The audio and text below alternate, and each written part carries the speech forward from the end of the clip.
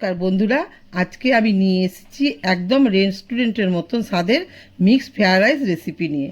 আমি এটুকু বলতে পারি, আপনারা এই রেসিপিটা যদি হুবহু ফলো করে বাড়িতে তৈরি করেন তাহলে রেস্টুরেন্টের মতন স্বাদ বাড়িতে বসেই পাবেন। আর এটা তৈরি করা খুবই সহজ। তাহলে চলুন দেখে নেওয়া যাক এই রেসিপিটা। আশা করি আপনাদের সবার আমার এই ভিডিওটা খুব ভালো লাগবে। নমস্কার বন্ধুরা, আমি কেয়া কিচেন ইজ ইয়োর চ্যানেলে আপনাদের সবাইকে আবারও একবার স্বাগত জানাই।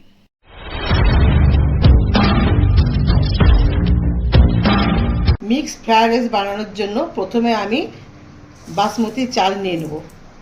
এই কাপের 3 কাপ আমি এখানে বাসমতি চাল নিয়েছি। এবার এটাকে ভালো করে 4বার 5বার ধুয়ে নেব। ভালো করে জল দিয়ে দিয়ে ধুয়ে নিতে হবে। যতক্ষণ না জলটা পরিষ্কার বেরায় ততক্ষণ পর্যন্ত ধুতে হবে। চালটাকে আমি পরিষ্কার করে 5বার ধুয়ে নিয়েছি। এবার আমি এতে কিছুটা ভালো জল দিয়ে দিয়েছি। জল দিয়ে এটাকে 20 মিনিটের মতন রেস্টে রেখে দেবো। 20 মিনিট রেস্টে রাখলে ভাতটা খুব ঝরঝরে এবং সুন্দর হয়। চালটা ওপাশে 20 মিনিট ভেজানো থাকুক। এপাশে আমি 200 গ্রাম চিকেন নিয়ে নিয়েছি, বোনলেস চিকেন। এবার এটাকে ম্যারিনেট করে নেব। ম্যারিনেট করার জন্য প্রথমে আমি নুন দেবো 1/2 চামচ, আদা রসুন পেস্ট আছে 1 চামচ, গোলমরিচ গুঁড়ো আছে 1/2 চামচ, লঙ্কা গুঁড়ো আছে 1/2 চামচ, আর দিচ্ছি সোয়া সস 1/2 চামচ, আর ভিনিগার 1 চামচ দিয়ে ভালো করে এগুলোকে মাখিয়ে নেব মাংসের সাথে। আমি এখানে ভিনিগার ব্যবহার করেছি, আপনাদের কাছে ভিনিগার না থাকলে লেবুর রসও দিতে পারেন। চিকেনটা ভালো করে ম্যারিনেট করা হয়ে গেছে। এবার আমি এটাকে 10 মিনিটের জন্য রেস্টে রেখে দেবো। এখানে আমি 3টে ডিম নিয়েছি আর এই বাটি নিয়েছি। এই বাটিতে 3টে ডিম নুন আর গোলমরিচ দিয়ে ফেটিয়ে নেব।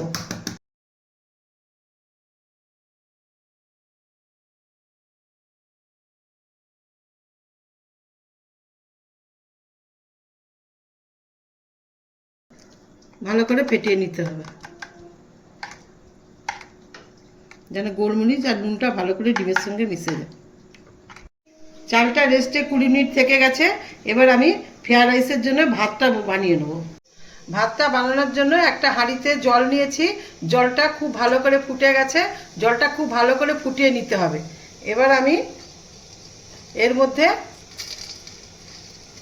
3টা ছোট এলাচ, 4-5টা দারচিনি আর লবঙ্গ 4-5টা এরকম করে ছোট ছোট করে কেটে দিয়ে দেবো। আর 2টো তেজপাতাও দিয়ে দেবো। অনেকটা পরিমাণে নুন দেবো যাতে জলটা নোনচা নোনচা হয়ে যায়।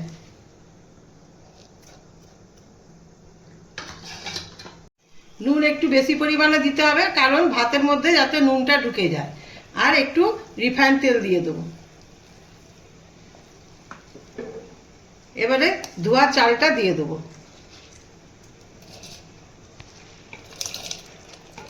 রিফাইন তেল ভাতের মধ্যে দিলে ভাতগুলো একটার সঙ্গে একটা লেগে যাবে না।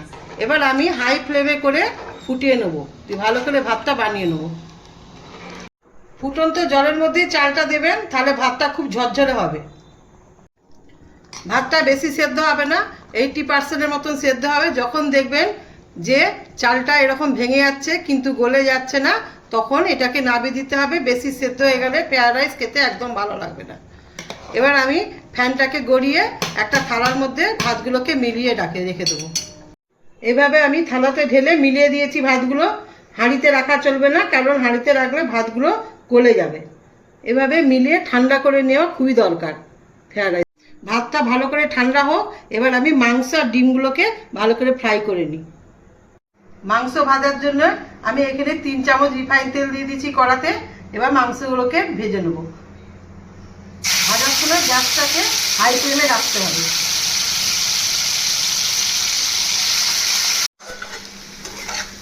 আমরা জানি চাইনিজ কোনো কিছু রান্না করতে গেলে গ্যাসটার ফ্লেমটা সবসময় হাইয়ে রাখতে হয়।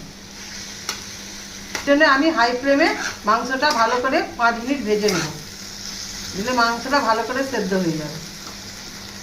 মাংসটা ভালো করে ভাজা ভাজা হয়ে গেছে। এবার আমি এটাকে নামিয়ে নেব। মাংস ভাজাটা নামিয়ে রেখেছি।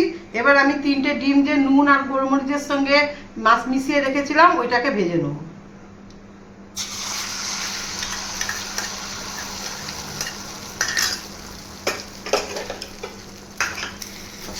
ভুজিয়ার মতন করে ভেজে নেব।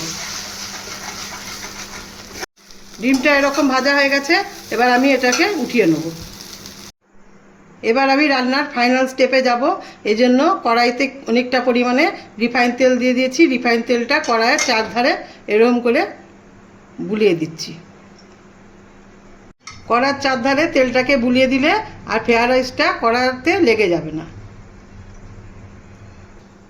তেলটা খুব ভালো করে গরম হয়ে গেলে রসুন কুচিগুলো দিয়ে দেবো।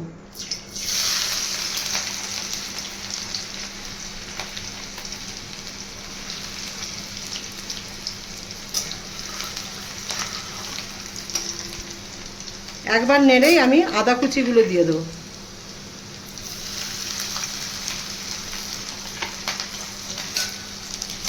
দু সেকেন্ড ভাজবো, আদা রসুনটাকে 2 সেকেন্ড ভাজবো। তারপরে ঝালের জন্য লঙ্কা কুচি দিয়ে দেবো।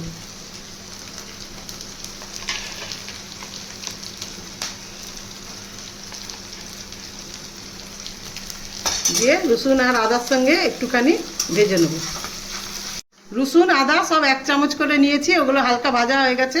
এবার আমি 2টো মাঝারি সাইজের পেঁয়াজ এরকমভাবে কেটে নিয়েছি, এগুলো দিয়ে দেবো।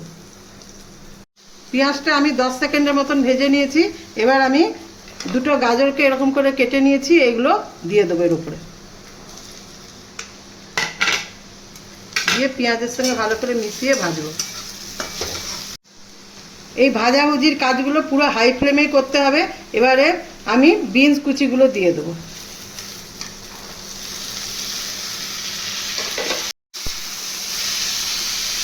ভালো করে মিশিয়ে নিয়েছি। এবার আমি এগুলোকে একটু নরম হওয়ার জন্য নুন দেবো। বিনস আর গাজরটা হাফ সেদ্ধ হয়ে গেছে। এবার আমি ক্যাপসিকাম কুচানোগুলো দিয়ে দেবো। ক্যাপসিকাম কুচানোগুলো আগে দিলে ভালো খেতে লাগে না, বেশি সেদ্ধ হয়ে গেলে ক্যাপসিকামগুলো খেতে ভালো লাগে না। এগুলো ভালো করে ভাজা হয়ে গেছে, দেখবেন যেন ঘেটে না যায়, একটু কাঁচা কাঁচা থাকলে ভালো লাগে। এবার আমি ভাজা মাংসগুলো আর ডিম ভুজিয়াটা এর সঙ্গে মিশিয়ে নেব।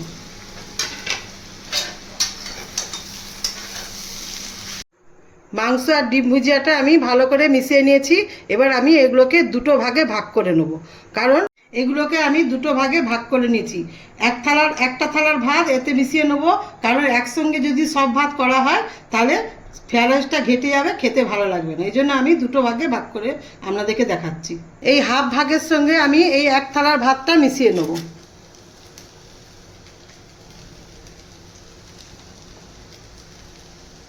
এ সময় গ্যাসটা একটু কম থাকবে, মেশানোর পরে তারপরে গ্যাসটা হাইয়ে করে দেবো।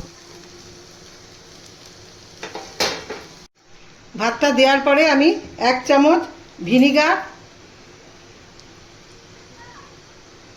1 চামচ সোয়া সস,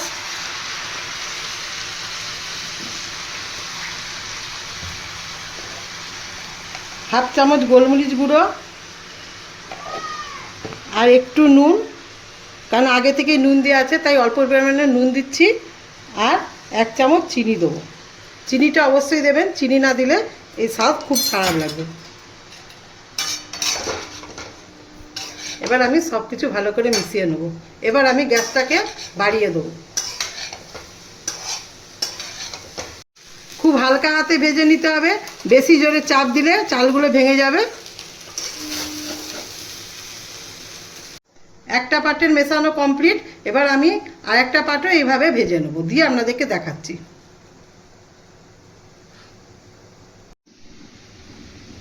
দুই বারেরটা করেও আমি একসঙ্গে মিশিয়ে নিয়েছি। দেখুন দেখতে কত সুন্দর লাগছে, গাজরগুলো ভেঙে যায়নি, কত সুন্দর গোটা গোটা রয়েছে, কিন্তু সেদ্ধ হয়ে গেছে, খুব সুন্দর লাগছে দেখতে।